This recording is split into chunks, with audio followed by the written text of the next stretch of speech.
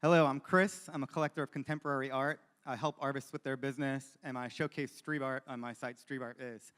Today I want to talk about the relationship between advertising and street art and graffiti and vandalism. But first, let's talk about other reasons why people paint the streets.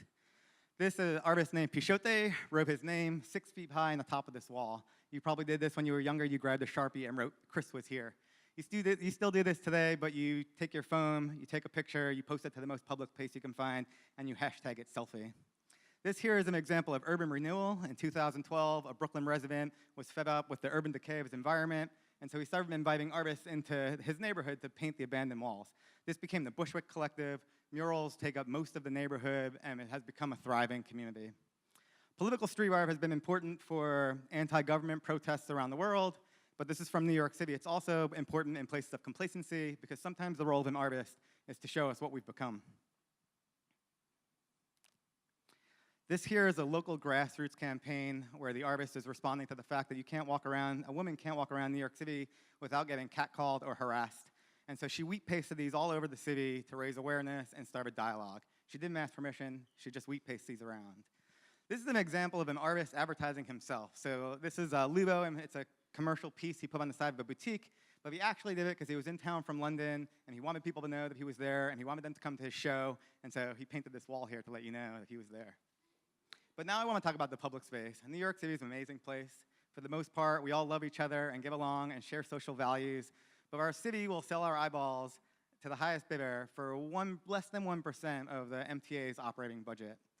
And the highest bidder doesn't always share our values. So there's no way for me to opt out of this hateful message during my morning commute. The city was forced to run this ad as an example of free speech, but it didn't quite share the city's values. And so when this happens, we just have to take matters into our own hands. We co-opt the ads, we remix them, we make the message even more clear.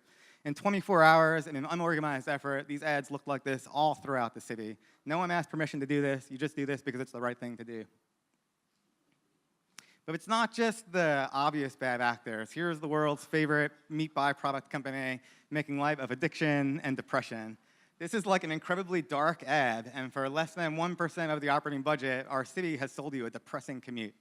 And it's not just one ad. How do you respond to a 360-degree marketing campaign that glorifies your product while hiding your saturated fats, or the fact that you advertise fast food to children?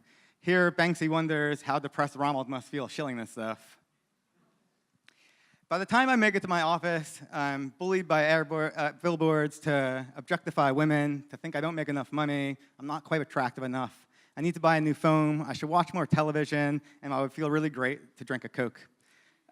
People are having fun somewhere else, and I'm not really a part of it. If there's one takeaway from this Ignite talk, it's that as a response to outdoor media is a really core tenet of street art, and it's a growing philosophy. So next time you see a wheat paste or a ad defaced or a brand appropriated, ask yourself, did they do it for the lulz, or is it art imitating what we've become? This is an annual event called Brandalism. Dozens of artists deface hundreds of ads in a 2-day period. It happens all over the world. It's growing every year. And finally, I want to leave you with a vision of the future. Here's an app called No Ad. You point this at a subway ad, instead it shows you art. And so in the future, when you can control your vision through contact lenses or a body modification, I hope you unsubscribe from ads and subscribe to contemporary art.